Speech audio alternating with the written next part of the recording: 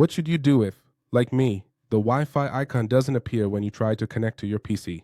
As you can see here, I see Bluetooth, VPN, airplane mode, night light, accessibility, energy saving, and if we go down here we have live subtitles, compatible proximity use, wired screen and projection, but the Wi-Fi icon does not appear.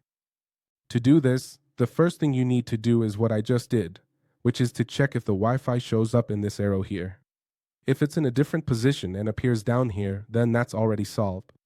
If not, the second thing we're going to do is go directly to the Start menu and look for an option called Device Manager, and you'll click there. When it loads, you'll open your PC, and something like this will pop up. Click on the arrow on the left, then click on where it says Network Adapters, and look for an option that says Wi-Fi, like this one here.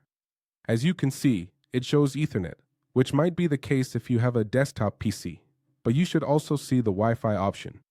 Right-click on that option, and if it's disabled, you'll click Enable Device. If it doesn't show as disabled, it will show that it's already enabled, but it might need an update. So, there you'll click on Update Driver and search for the drivers automatically. If this option appears, just click on Search for Updated Drivers in Windows Update and let it update. After that, the option should show up. If it still doesn't appear, then come back here, right-click, and click Enable Device.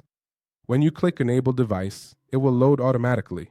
And if we go back here, we can leave it like that, close this tab, and go back to the Options section.